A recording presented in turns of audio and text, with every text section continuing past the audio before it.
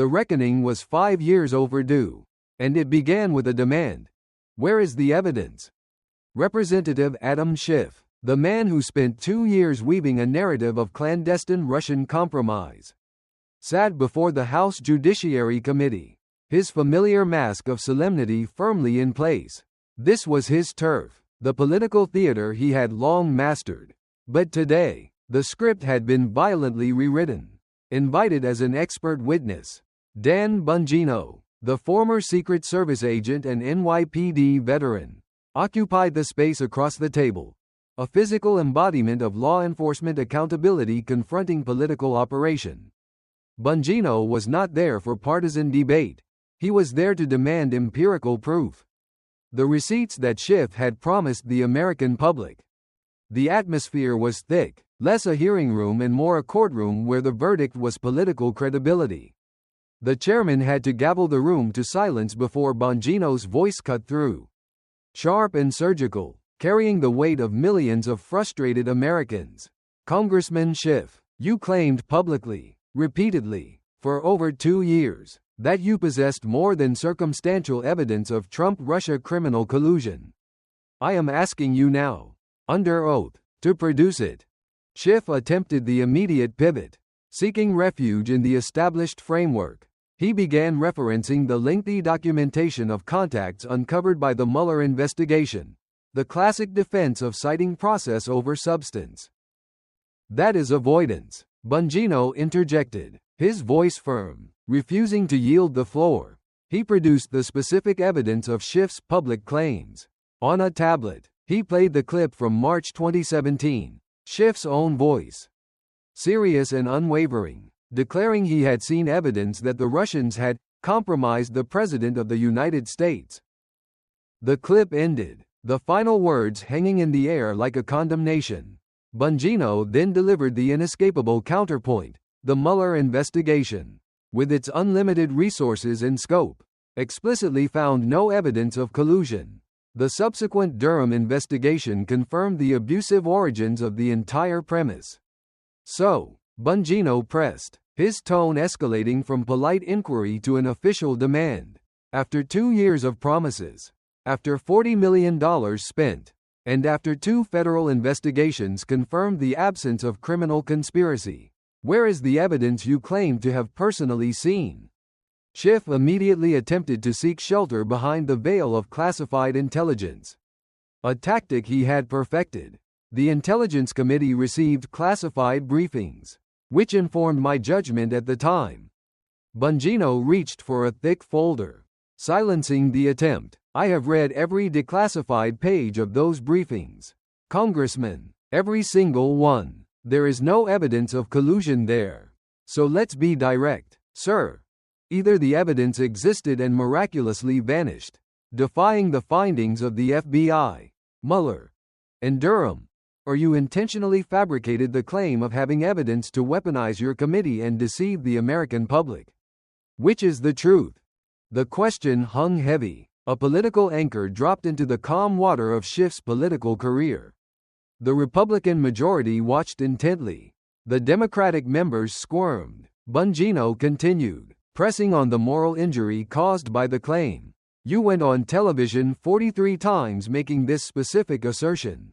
43 times you told Americans their president was a traitor, all while claiming you had the inside knowledge. Now, after the hoax is exposed, you try to hide behind good faith. Good faith does not destroy careers. Congressman, General Flynn, Carter Page. Their lives were ruined based on a foundation of lies you amplified. You damaged the nation's faith in its own elected process. I resent the deflection. Sir, I demand the evidence. Where is it? The room's quiet was shattered only by the furious typing of reporters. The moral authority of Bongino's law enforcement background had cut through Schiff's political defense, leaving only the impossible question. Produce the evidence, or admit the lie. Bongino leaned forward, shifting the confrontation from Schiff's public claims to the foundation of the entire investigation. He pulled out a large, heavy binder. Let's talk about how this whole thing started. Let's talk about the foundation of your alleged evidence. Let's talk about the Steele dossier. Schiff's expression changed instantly. The practiced composure wavered, replaced by a flicker of acute discomfort. This was the one document, the one source, he had desperately hoped to avoid mentioning under oath. The Steele dossier, Bongino continued, his voice dropping slightly but maintaining absolute clarity. It was opposition research, paid for by the Clinton campaign and the DNC, funneled through Fusion GPS. That's not a conspiracy theory, Congressman. That is established, documented fact confirmed by multiple federal investigations. Christopher Steele, a foreign operative, was hired specifically to manufacture dirt on the opposing candidate. Bongino drove the point home. Schiff knew this. The FBI knew this. It was disclosed to the FBI in 2016. And yet, Bongino pressed, when you went on television night after night to talk about evidence of collusion, you never once mentioned that your evidence, the very genesis of the entire narrative, came from a document paid for by your political opponent. Why the intentional omission? Schiff attempted to minimize the damage, claiming the dossier was merely one piece among many intelligence reports. Bongino rejected the evasion with the force of fact. It was the primary piece. Sir, it was the linchpin. The FBI used the unverified, paid-for claims in that document to get FISA warrants, 4 times, to spy on an American citizen. Carter Page, and through Page, they could effectively surveil the entire Trump campaign under the 2-hop rule. The dossier was the foundation of the entire investigation, and you knew its compromised origin, yet you never told the American people. Bongino produced more documentation, focusing now on the FISA abuse. He spoke of the shocking details revealed by the Inspector General's report. Let's talk about what else you knew, Congressman. In January 2017, the FBI interviewed Igor Danchenko, the primary subsource for the Steele dossier. And what did Danchenko tell the FBI? That the claims in the dossier, the most salacious, compromising claims, were basically just bar talk, rumors, speculation, and gossip. Nothing verified, nothing confirmed. Bongino paused, letting the timeline sink in like a stone. The FBI learned the dossier was garbage in January 2017. And you, as chairman of the Intelligence Committee, made your more than circumstantial evidence claim in March 2017, 2 months later. You had access to the FBI's primary source interviews. So, sir, did you know the dossier was nonsense and cite it anyway to mislead the public? Or did you fail in your fundamental oversight duties as chairman of the Intelligence Committee? Which is it? Schiff, trapped by the documents and the timeline, looked increasingly agitated. He mumbled that the dossier was never the sole basis. Then what was? Bongino demanded, his voice echoing in the sudden quiet. Give me one piece of actual evidence. Not contacts, not meetings, but actual evidence of a criminal conspiracy between the Trump campaign and Russia. One piece, that is all I'm asking for. And you can't provide it.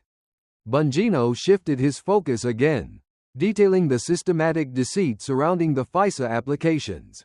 The FBI applied for warrants to surveil Carter Page 4 times. Each time, they swore to the FISA court that the information was verified and accurate.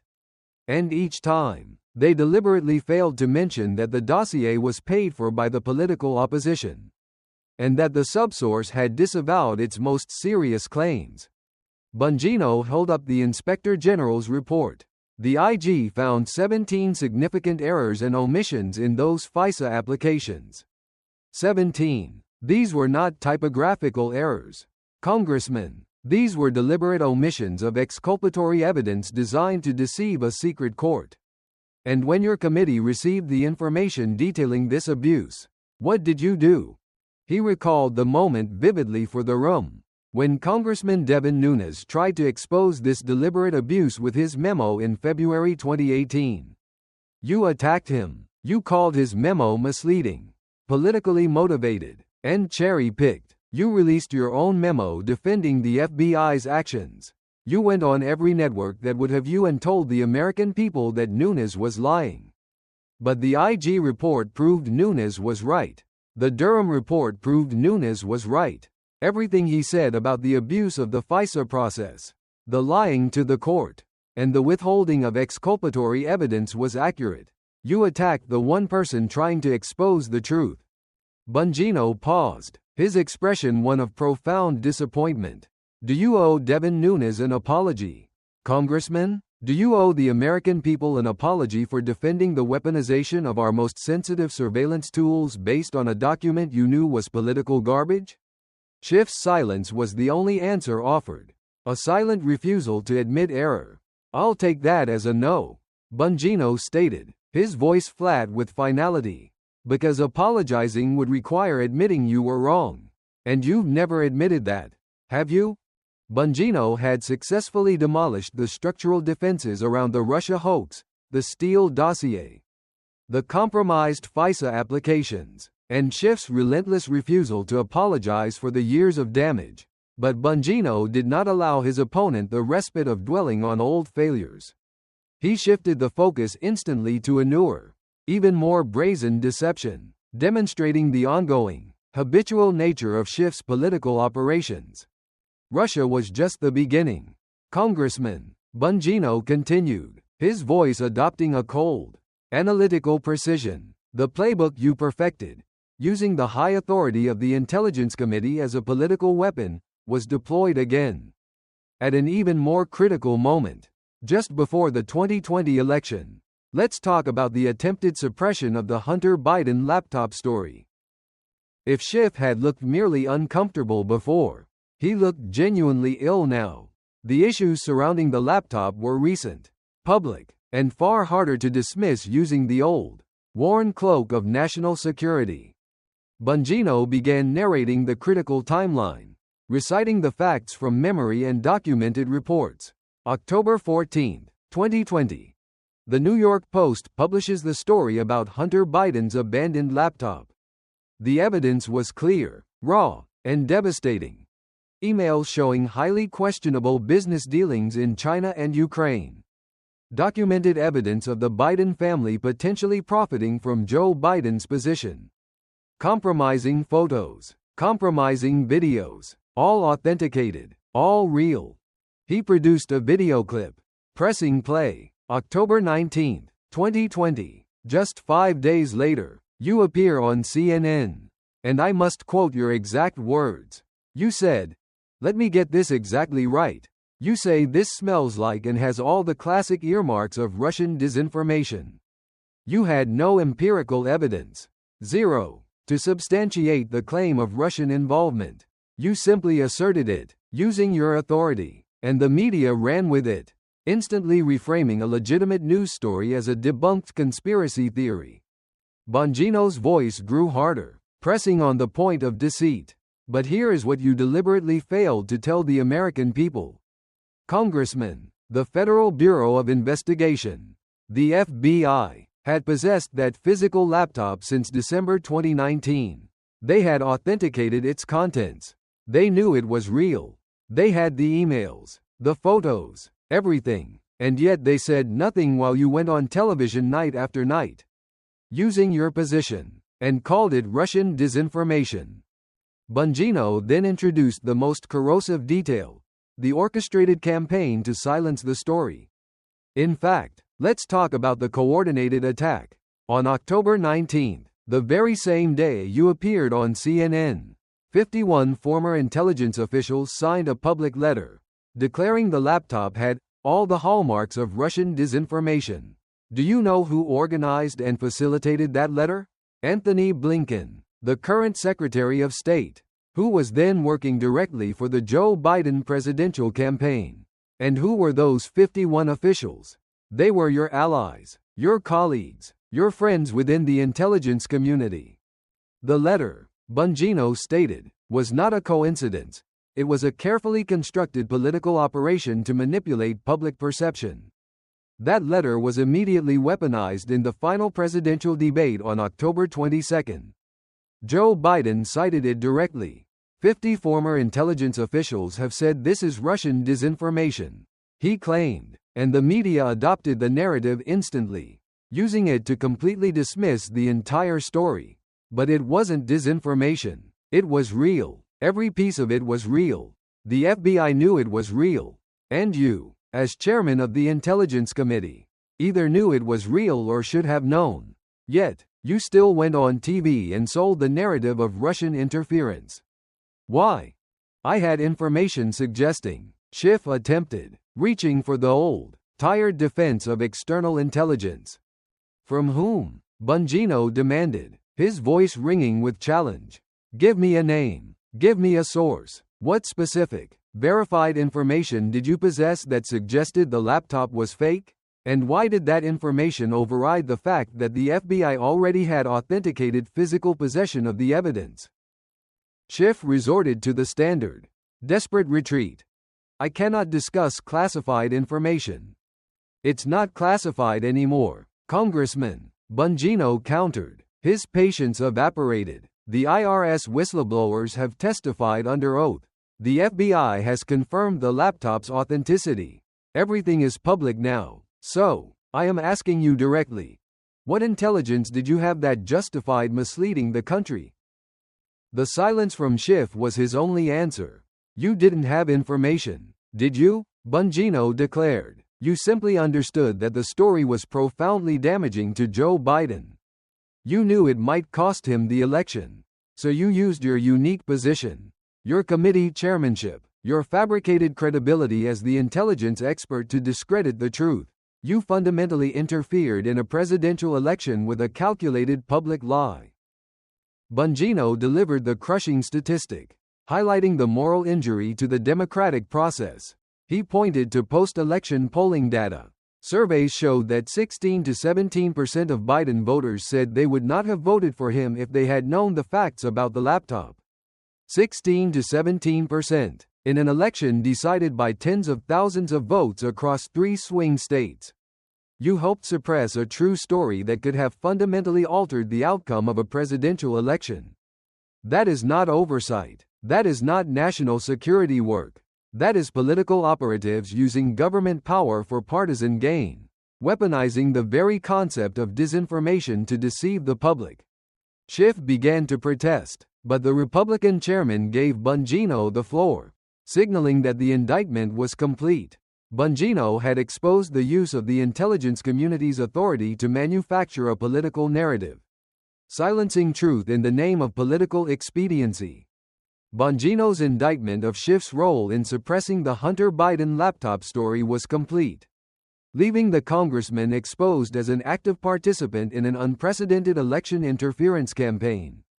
But the systematic abuse of power, Bongino argued, extended far beyond the 2020 election cycle. He signaled for a transition, pulling out transcripts that documented the weaponization of the highest legislative tool, the impeachment process.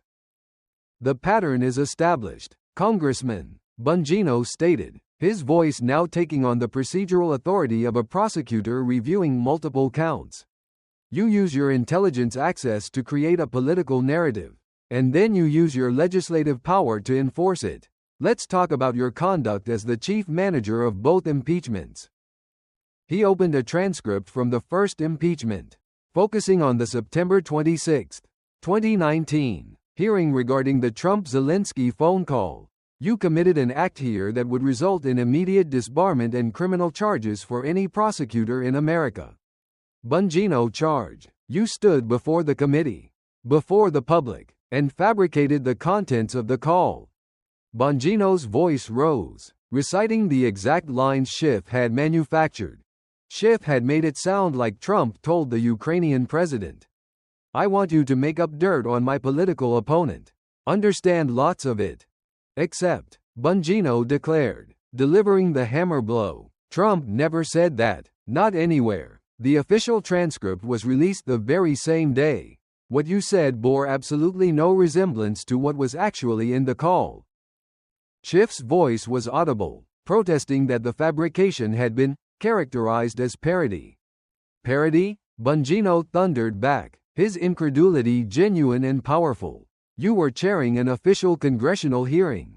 You presented it as if you were reading directly from the transcript, misleading the public into believing they were hearing definitive proof of criminal intent. Only when you were caught, when the actual transcript was released, did you retreat and claim it was merely a joke or a parody. He shook his head slowly. In law enforcement, when you manufacture evidence and present it as fact to a jury, you face sanctions. You claimed it was a joke and yet continued to serve as the chief impeachment manager, fundamentally proving that the integrity of the process was secondary to the political objective. Bongino moved to the procedural abuse during the closed-door depositions that characterized that first impeachment. You held private, closed-door depositions where witnesses testified in secret, and then, selectively, details from those depositions immediately leaked to the media. Details that consistently made the president look guilty. Details that perfectly supported the impeachment narrative. He emphasized Schiff's personal responsibility. Multiple witnesses formally complained about selective leaking, about their testimony being taken completely out of context, and when those same witnesses finally testified publicly, their accounts suddenly didn't sound so damning. But by then, the damage was done. The leaked, edited narratives, controlled entirely by your committee, had already shaped public opinion and primed the Senate for conviction. Schiff's voice could be heard attempting to deny direct leaking, but Bongino instantly cut him off. You were responsible for that committee. Sir, if systematic leaks were happening, and they were, you either authorized them, facilitated them, or fundamentally failed in your duty to stop them. You managed the flow of information to ensure maximum political damage, violating the neutrality required of an overseer. Bongino then pivoted to the second impeachment following January 6, revealing a similar, but more visually acute, pattern of evidence manipulation. You were one of the lead impeachment managers again. You presented video evidence to the Senate, highly selective video evidence. You showed violence. You showed chaos. You showed the most damning, emotionally charged moments. He produced a timeline, but here is what you deliberately omitted. You didn't show the parts of the president's speech where he explicitly said to act peacefully and patriotically. You edited that critical exculpatory phrase out. You also failed to mention that the FBI had informants in the crowd. You didn't mention that Capitol Police had intelligence about potential violence but failed to prepare. And most damningly, you didn't show the 14.000 hours of security footage that might have provided essential context regarding planning and coordination. Bongino looked at Schiff with profound disappointment. You created a narrative, a story. You showed the jury, the Senate, only the evidence that supported your predetermined conclusion of incitement. When you hide exculpatory evidence, when you selectively edit to manufacture a narrative of guilt, that is a violation of every ethical principle in law enforcement and justice. Why not show all the evidence? Unless you knew that showing the complete truth would fundamentally undermine your entire case. Schiff had no counter. The pattern of deceit, fabrication, and selective presentation of evidence was undeniable. Bongino had established the systematic, unyielding pattern of Adam Schiff's conduct, moving sequentially through the major political controversies of the last 5 years. He paused, allowing the weight of the evidence, the 43 television appearances, the fabricated call, the suppressed laptop story, to settle upon the room.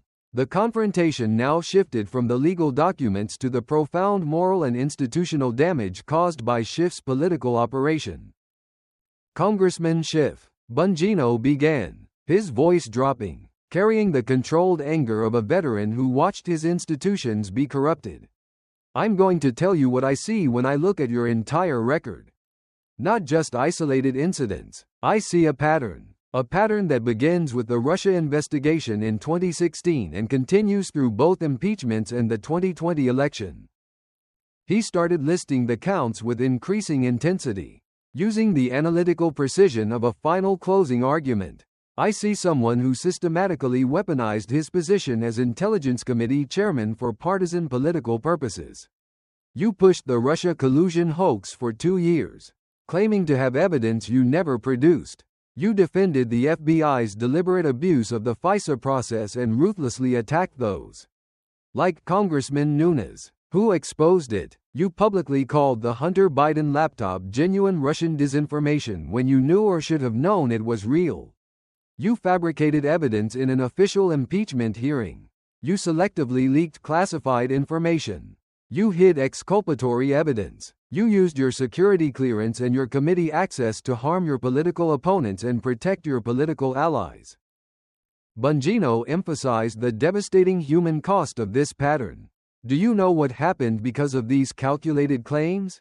I do, because I still talk to people inside these agencies. Careers were destroyed. Reputations were ruined. General Michael Flynn, a decorated military veteran, was bankrupted and prosecuted for a process crime built on a lie. Carter Page, an American citizen who actually helped the CIA, was surveilled for years based on falsehoods. Lives were torn apart, all while you went on television night after night, telling America that you had the evidence. You gave people hope that their deepest suspicions about their president being a traitor were justified. And it was all based on nothing. His voice caught slightly, conveying genuine emotion. Worse than nothing. It was based on lies that you either knew were lies, or were too fundamentally incompetent to recognize as such.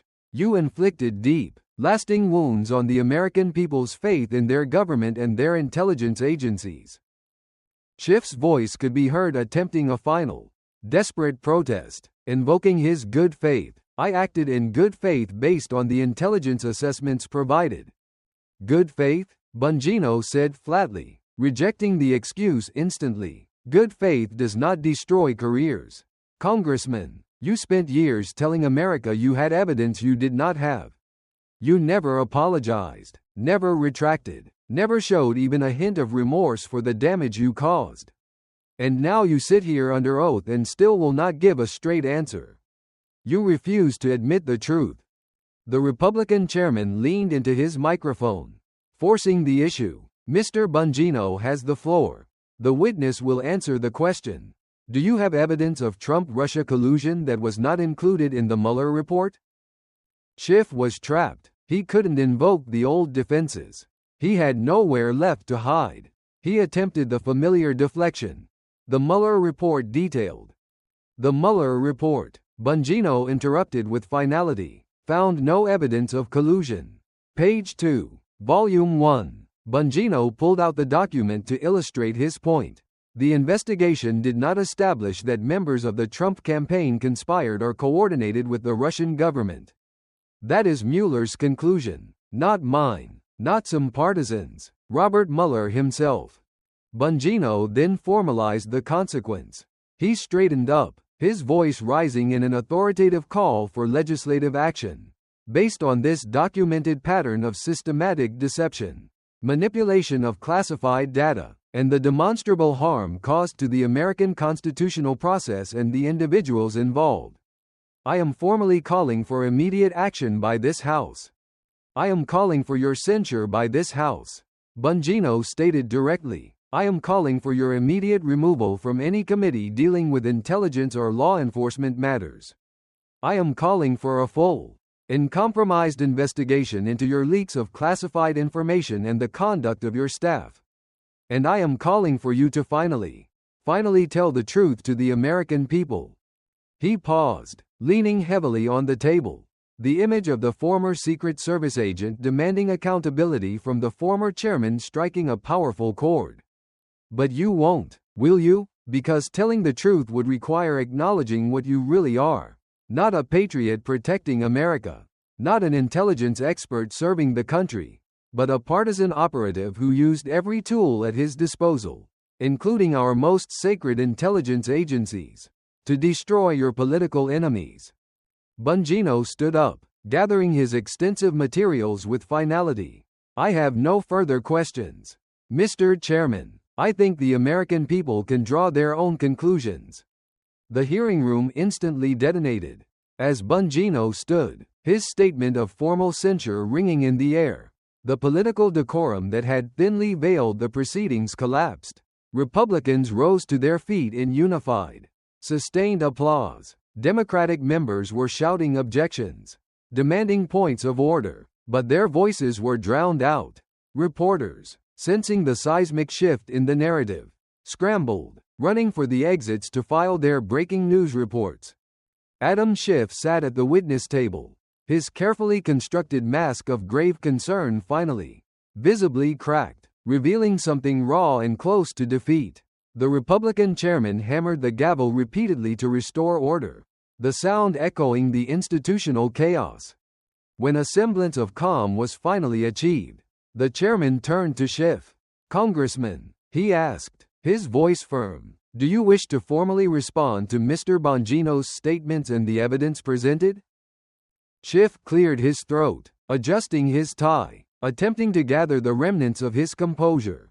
He delivered his final, defiant statement, not as a legal defense, but as a rigid justification of his political war.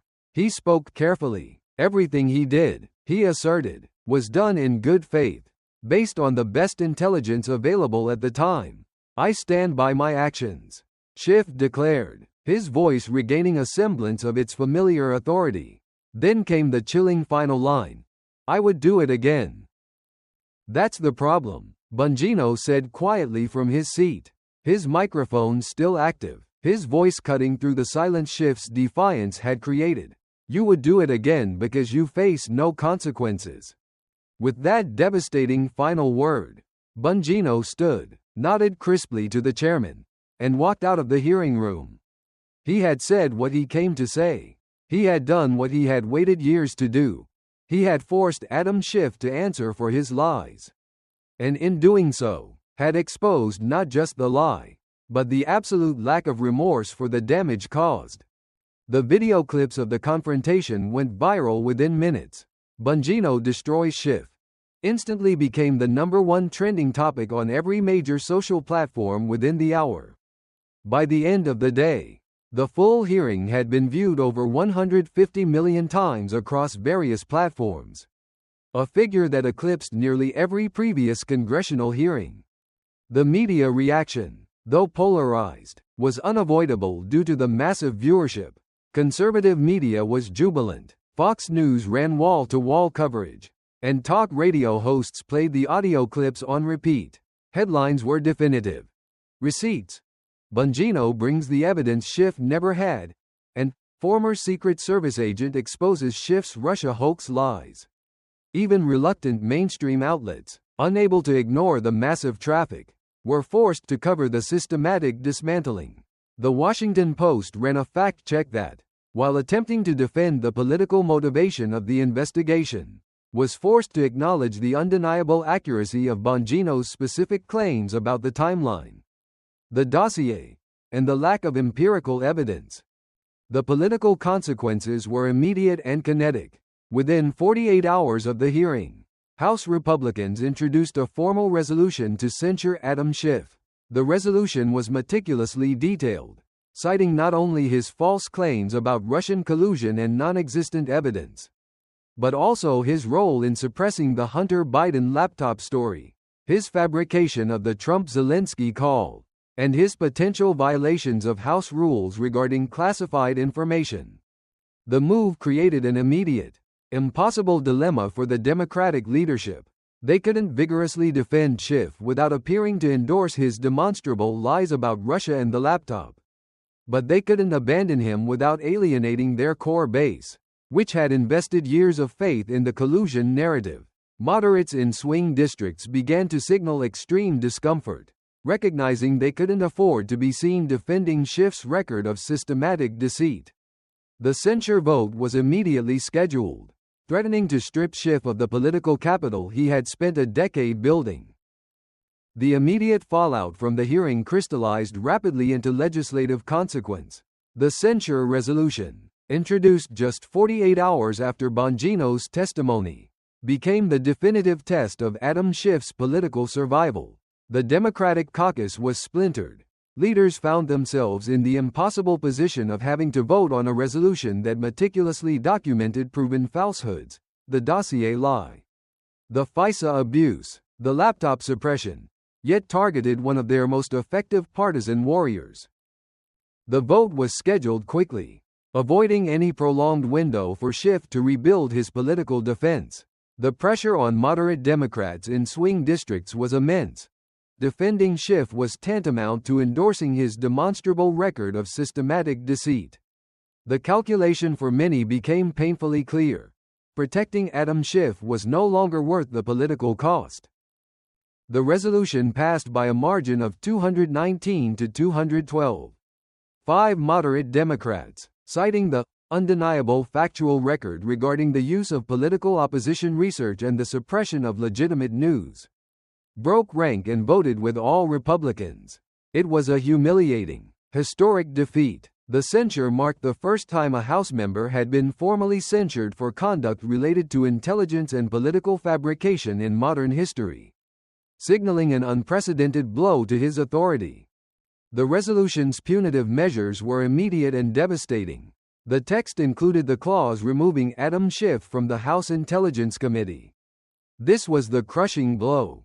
The committee chairmanship had been his single source of power for years, his platform, his unique access to classified data, and the engine for his selective leaks. Without the gavel, without the ability to demand classified briefings, and without the cloak of the intelligence role, Schiff's influence evaporated overnight. He was instantly reduced to a rank-and-file member, stripped of the very authority he had systematically abused. The political threat quickly escalated to a legal one. Within 2 weeks, the Department of Justice issued a terse, formal statement announcing that it was reviewing potential unauthorized disclosures of classified information from the House Intelligence Committee during the period of Schiff's chairmanship.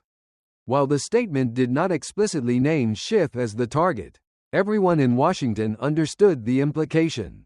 The DOJ was now actively investigating the very leaks that Bongino had highlighted, transforming Schiff's political conduct into a serious federal liability. The impact on his national political future was swift and brutal. Schiff had been widely viewed as the frontrunner for the highly coveted Senate seat in California in 2024. Post-hearing internal polls showed his support plummeting. For the first time, he found himself trailing his Republican opponent. Even more damaging was the sudden emergence of a credible primary challenger, a moderate California Democrat whose campaign immediately ran ads featuring clips of Bongino's questioning, asking voters directly, "Can we trust Adam Schiff to tell us the truth?" His media appearances, once constant, abruptly ceased. CNN, which had hosted him hundreds of times as the go-to voice of the Russia resistance, suddenly developed scheduling conflicts. MSNBC found other guests. The protective media bubble that had sustained his career was violently popped. His highly anticipated book deal, a memoir meant to be released the following year, was quietly placed on hold by his publisher. The gravy train that had rewarded his partisanship for half a decade had instantly stopped, demonstrating that once the perception of power is gone, political allies and media platforms follow quickly. By the 1-month mark, Schiff had gone from being one of the most visible figures in American politics to an exiled, censured liability. The censure had not merely humiliated Adam Schiff, it had rendered him politically toxic. And the loyalty he had commanded during his years of power vanished instantly. National Democratic leaders found themselves in an impossible position. They could not vigorously defend Schiff without explicitly endorsing his documented record of falsehoods. Yet abandoning him fractured the base that had believed the collusion narrative for years. Their choice was telling. They chose calculated silence, a public disavowal that was more devastating than any direct condemnation. Former Speaker Nancy Pelosi, once his most steadfast protector, was asked about him at a press conference and offered a terse, no comment. Senate Majority Leader Chuck Schumer, asked if he would support Schiff's 2024 Senate run, stated only that he was focused on other key races. Even the progressive members of the Squad, who had previously allied themselves with any anti-Trump effort, began actively distancing themselves from his controversy. Schiff, who had dominated the national political spotlight for half a decade, was now in exile. The immediate consequence of Bongino's testimony was the activation of previously stalled oversight bodies. The House Ethics Committee, empowered by the specific referrals, announced it was moving forward with an expansive review of Schiff's conduct. The Durham investigation team, which had largely concluded its work but maintained access to crucial documents, was formally asked by the House to provide all transcripts and materials related to Schiff's knowledge of the Steele dossier's compromised nature. The scrutiny immediately expanded beyond the Russia hoax and focused on the actions surrounding the laptop suppression. The IRS whistleblowers, who had already testified about the politicization of the Hunter Biden investigation, were asked specifically about any communications they encountered detailing Schiff's role. FBI whistleblowers, who had risked their careers to expose the Bureau's handling of the laptop, were also brought back for questioning about internal communications regarding the Russian disinformation narrative. The light was now shining not just on the origins of the original investigation, but on the systematic protection of one political family. Most significantly, the confrontation catalyzed a profound shift in public perception. For years, Americans who questioned the core narrative of the Russia investigation or the official dismissal of the laptop story were routinely labeled as conspiracy theorists or fringe partisans. Bongino, a former federal law enforcement officer armed solely with official documents and reports, Mueller, Durham, IG, had given definitive vindication to the skeptics. The national realization that the entire narrative had been meticulously constructed and protected by political operatives, not genuine intelligence, shook the public's faith in the media and the intelligence community's stated neutrality. A growing sentiment emerged. Accountability was indeed possible, and powerful committee chairmen could face consequences for their lies. Meanwhile, Dan Bongino's own profile ascended rapidly, symbolizing the political victory of the receipts. His podcast immediately became the #1 political podcast in America. His radio show was syndicated across numerous new markets, and publishing houses initiated a fierce bidding war for his next book. He wasn't just a talking head, he became the tangible symbol of a necessary confrontation. A credible voice who had successfully forced the truth out from behind the veil of secrecy and partisanship.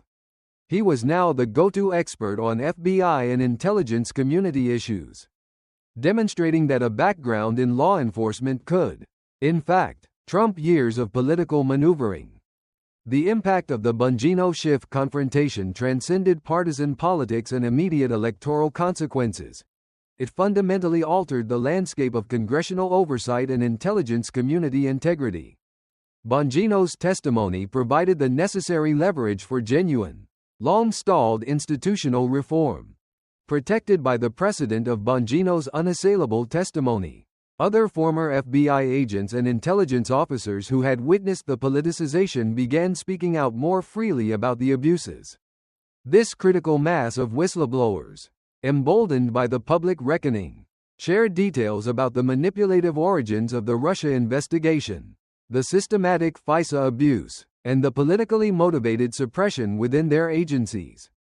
Congress, facing intense public pressure generated by the viral hearing, finally began making substantive changes. There was a genuine, bipartisan effort, driven by fear of public backlash, to reform FISA procedures, adding new safeguards designed to prevent the deliberate withholding of exculpatory evidence and the kind of systematic abuse that had targeted American citizens like Carter Page. The director of the FBI was forced to issue new, stringent internal guidance regarding the handling of politically sensitive investigations. The conclusions of the Durham report, which had been previously dismissed by the mainstream media as irrelevant or partisan, suddenly received renewed, critical attention. Journalists who had ignored the report now felt compelled to read and report on its findings, confirming precisely what Bongino had asserted. The Russia investigation had been built on political fabrications and maintained through flagrant abuses of power, meticulously protected by figures like Schiff. The media landscape itself underwent a subtle but significant transformation.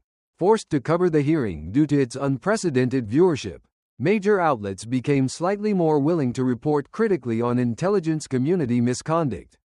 The protective bubble surrounding entrenched intelligence experts had been violently popped. Politically, the confrontation became the new litmus test. Conservative candidates across the country immediately adopted the encounter as a core element of their campaigns. The question, "Will you hold people like Adam Schiff accountable?" became a standard debate challenge. Democratic candidates were forced into an impossible choice: defend Schiff and risk losing credibility with moderate voters, or abandon him and risk fracturing their core anti-Trump base. The outcome was generally silence, which only amplified Bongino's victory. But the most enduring legacy was captured in one specific, iconic moment, repeatedly replayed millions of times across every platform. It occurred after Bongino demanded that Schiff produce the more than circumstantial evidence he had so frequently claimed to possess.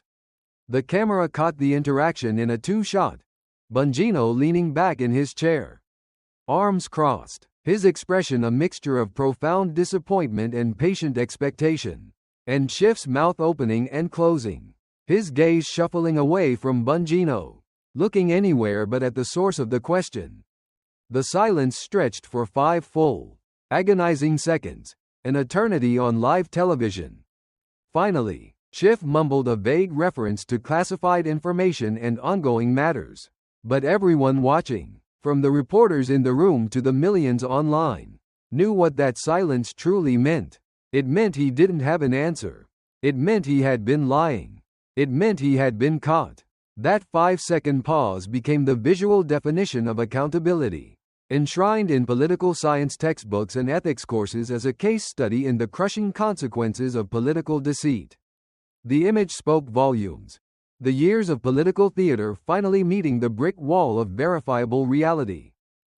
3 months after the pivotal hearing, Dan Bongino sat in his podcast studio in Florida, preparing for another broadcast. On the wall behind him was a class photo from his Secret Service days, a reminder of the noble institutional mission he had once served and believed in. His producer knocked on the glass, signaling a call. It was one of the FBI whistleblowers from the Hunter laptop case. Wanting to express gratitude, Bongino picked up the phone. The conversation was brief but profound. The agent confirmed that Bongino's public, documented confrontation had given others the necessary courage to step forward. More whistleblowers were preparing to testify. The dam had broken, and the truth, hidden for years behind layers of political protection and classification, was finally beginning to surface. When Bongino hung up, he paused, looking at the photo on his desk.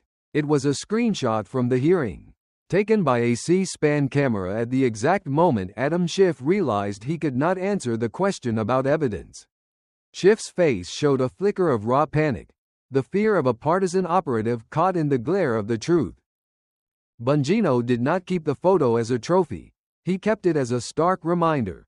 Truth matters. Lies have consequences. Accountability is possible, even for the most powerful. Across the country, in a much smaller, quieter office, Adam Schiff sat with his dwindling staff, watching his Senate poll numbers drop yet another point. His campaign manager suggested a desperate doubling down on the victim of Republican attacks narrative. Schiff simply shook his head. He had tried that. It was no longer working. The video of Bongino asking for evidence Schiff couldn't provide, played on loop across conservative media. Every time Schiff claimed unfair persecution, someone would instantly post the clip.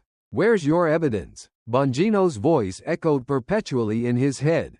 He had never answered that question. And now, politically, it was too late. History would forever remember the confrontation through that one particular moment, replayed millions of times across every platform.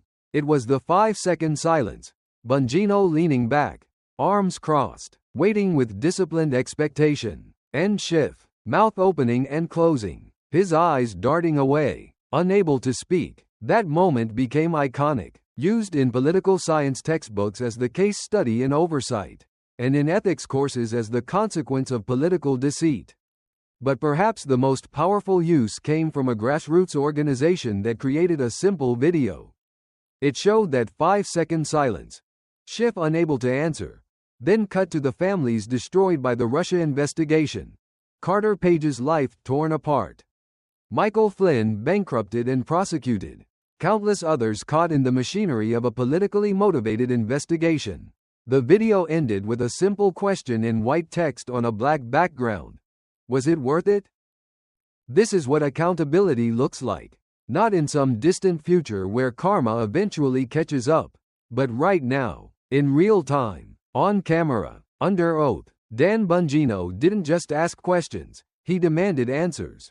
He brought receipts. He used his credibility as a former federal agent to force a reckoning that politicians had avoided for years. The confrontation marked a turning point in how Americans thought about the Russia investigation. It wasn't a partisan dispute anymore. It was exposed as a documented case of intelligence community abuse and political lies, built on a foundation of opposition research and sustained through the suppression of truth. Bongino spoke for millions of Americans who had been called conspiracy theorists, finally being vindicated by the documents. He set the photo down and turned to his microphone. He had a show to do, stories to tell, truth to speak. The legacy of the hearing was the mandate it delivered. The question remains for every politician who pushed the Russia hoax, who suppressed the Hunter laptop story, who weaponized federal agencies. The question that cannot be answered with spin, deflection, or vague references to secrecy. The demand must be repeated until the truth is finally revealed. Where's your evidence? Because without evidence, it's not oversight, it's not investigation, it's not national security, it's just lies. Share this story. Demand that every politician who participated answers that same question.